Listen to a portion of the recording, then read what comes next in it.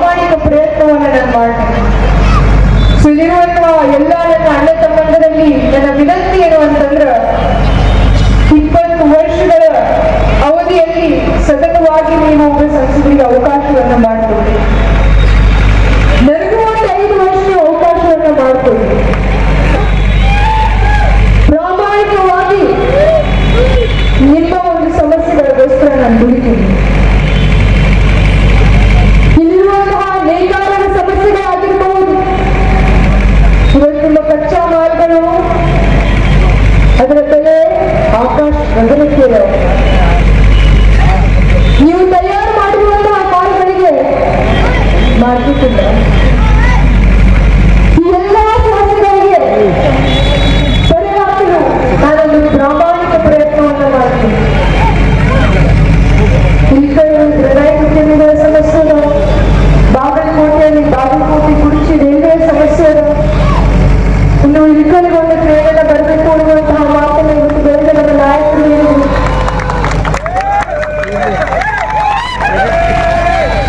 ಹೊಸ ಉದ್ಯೋಗಗಳನ್ನ ಸೃಷ್ಟಿ ಮಾಡುವಂತಹ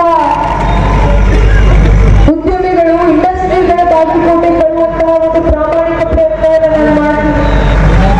ಭಾರತ ದೇಶದೊಳಗ ಪ್ರತಿ ವರ್ಷ ನಾವು 2 ಕೋಟಿ ಹೊಸ ಉದ್ಯೋಗಗಳನ್ನು ಸೃಷ್ಟಿ ಮಾಡ್ತೀವಿ ಅಂತಂದ್ವಿ. 2014ರಲ್ಲಿ 30 ವಯಸ್ಸು ಒಳಗಾಗಿರುವಂತಹ ಯುವಕರು 10 ಕೋಟಿ ಯುವಕರು ನಮ್ಮ ಭಾರತ ದೇಶದೊಳಗೆ ದುಡಿಲಿಕ್ಕೆ. ಇವತ್ತು 2024ರಲ್ಲಿ ಬರೀ 7 ಕೋಟಿ ಯುವಕರಷ್ಟು ದುಡಿಲಿದ್ದಾರೆ. 3 ಕೋಟಿ ಯುವಕರು ತಮ್ಮ ಉದ್ಯೋಗವನ್ನು ಕಳ್ಕೊಂಡರು. ಬಾಗಲಕೋಟೆಯಲ್ಲಿರುವಂತಹ ಯುವಕರು ನಿರಂತರವಾಗಿ ತಮ್ಮ ಅಭ್ಯಾಸವನ್ನ ಮುಗಿಸಿ ಕೆಲಸ ಕಲಿಯಲಿಕ್ಕೆ ಅವರಿಗೆ ಒಂದು ಹೊಸ ಉದ್ಯೋಗಗಳನ್ನು ಸೃಷ್ಟಿ ಮಾಡುವಂತಹ ಇಂಡಸ್ಟ್ರೀಸ್ಗಳನ್ನ ತರುವಂತಹ ಪ್ರಾಮಾಣಿಕ ಪ್ರಯತ್ನವನ್ನು ನಾನು ಮಾಡ್ತೀನಿ. ಇಲ್ಲಿರುವಂತಹ ಮಹಿಳೆಯರಿಗೆ ಒಂದು ಮಿನಿ ಟೆಕ್ಸ್ಟೈಲ್ ಪಾರ್ಕ್ ಅನ್ನ ತರುವಂತಹ ಪ್ರಾಮಾಣಿಕ ಪ್ರಯತ್ನವನ್ನು ನಾನು ಮಾಡ್ತೀನಿ. ಬಾಗಲಕೋಟೆ ಜಿಲ್ಲೆಯಲ್ಲಿ ಯುಕೆಪಿ ಕಳಸಾ ಬಂಡೂರಿಯಂತಹ ಜ್ವಲಂತ ಸಮಸ್ಯೆಗಳಿದಾವೆ. ಆ ಸಮಸ್ಯೆಗಳಿಗೆ ನಾನು ನಿಮ್ಮ ಧ್ವನಿಯಾಗಿ ಧ್ವನಿಯಲ್ಲಿರ್ತೀನಿ.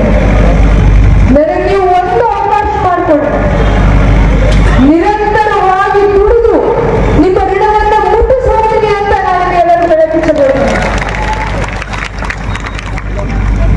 ನಿಮ್ಮೆಲ್ಲರಿಗೂ ಕೂಡ ನನ್ನ ಕಳಕಳಿಯ ವಿನಂತಿ ಏನು ಅಂತಂದ್ರೆ, ನಿಮ್ಮ ಮಗಳಾಗಿ ನಿಮ್ಮ ಸಹೋದರಿಯಾಗಿ ಇವತ್ತು ನಾನು ಮುಂದೆ ಕೈ ಮುಗಿದು ಕೇಳ್ಕೊಳ್ತೀನಿ.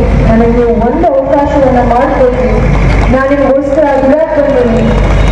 ದುಡಿದು ನನಗೆ ಮುಂದೆ ನಾ ಕರೆ ಚಂದ ದುಡ್ದು ನನಗೆ ಪಗಾರ ಕೊಡ್ರಿ, ಬೇಡ ಕೆಲಸದಿಂದ ತೆಗೀರಿ. ಆದ್ರೆ ನನಗೆ ದುಡಿಯಕ್ಕೆ ಒಂದು ಅವಕಾಶ ಮಾಡಿಕೊಡ್ರಿ ಅಂತ ನಾನು ನಿಮ್ಮೆಲ್ಲರಿಗೂ ಮತ್ತೊಮ್ಮೆ ಕಳಕಳಿಯ ವಿನಂತಿಯನ್ನ ಮಾಡ್ಕೊಂತ ಹೇಳಿದ್ರು. ಈ ಒಂದು ಚುನಾವಣೆ ಸಂಯುಕ್ತ ಪಾಟೀಲ್ ಗದ್ದಿಗೌಡ ಚುನಾವಣೆ ಅಲ್ಲ, ಇದು 2 ವಿಚಾರಧಾರೆಗಳ ನಡುವೆ ಇರುವಂತಹ ಚುನಾವಣೆ ಅಂತ ಅವರೊಂದು ಮಾತನ್ನ ಹೇಳಿದರು. ಅದು ನಿಜ. ನಮ್ಮ ಭಾರತ ದೇಶದೊಳಗ ಅತ್ಯುತ್ತಮ ರಾಜಕಾರಣಿಗಳು ಬಂದು ಹೋಗ್ತಾರೆ, ಹಾಗೂ ಈ ಹೆತ್ತ ರಾಜಕಾರಣಿಗಳು ಬಂದು ಹೋಗ್ತಾರೆ. ಆದ್ರೆ ನಮ್ಮ ದೇಶ ಉಳಿಬೇಕು ಅಂತಂದ್ರ ಅದಕ್ಕೆ ಕಾರಣ ಏನು ಅಂತಂದ್ರ ಸಂವಿಧಾನ ಅಂತ ನಾವೆಲ್ಲರೂ ತಿಳ್ಕೊಬೇಕು.